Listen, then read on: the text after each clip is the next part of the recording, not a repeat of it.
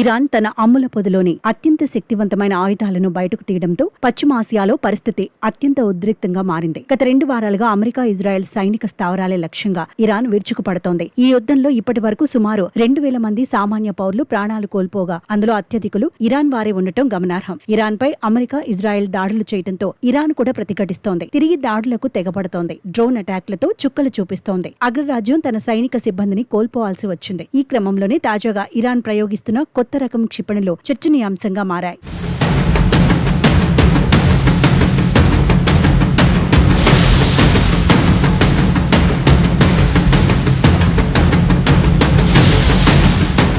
ఈ యుద్ధంలో ఇప్పుడు ప్రపంచవ్యాప్తంగా చర్చనీయాంశమైన పేరు డాన్సింగ్ మిసైల్. దీని అసలు పేరు సెజిల్-2. 1990ల నుంచే ఇరాన్ దీనిపై పరిశోధనలు చేస్తోంది. 2008లో తొలిసారిగా 800 కిలోమీటర్ల లక్ష్యంతో ప్రయోగించిన ఈ క్షిపణిని నేడు 2000 కిలోమీటర్ల మేర ప్రయాణించగలిగేలా ఆధునీకరించారు. ఇది ఘన ఇంధనంతో పనిచేస్తుంది కాబట్టి దీనిని సిద్ధం చేయటం, ప్రయోగించటం చాలా సులభం. 18 మీటర్ల పొడవు, 1.25 మీటర్ల వ్యాసార్థం కలిగిన ఈ క్షిపణి 700 కిలోల పేలుడు పదార్థాలను మోసుకెళ్లగలదు. శత్రువుల రాడార్లకు చిక్కకుండా గాలిలో తన దిశను స్వల్పంగా మారుస్తూ డాన్స్ చేస్తున్నట్లు వెళుతుంది కాబట్టి దీనికి ఆ పేరు వచ్చింది. ఇది నేరుగా లక్ష్యాన్ని చేరుకోకుండా జిగ్జాగ్గా ప్రయాణించడం వల్ల ఇజ్రాయెల్ ఐరన్ డోమ్, అమెరికా రక్షణ వ్యవస్థలు దీనిని అడ్డుకోవడం చాలా కష్టతరం అవుతుంది.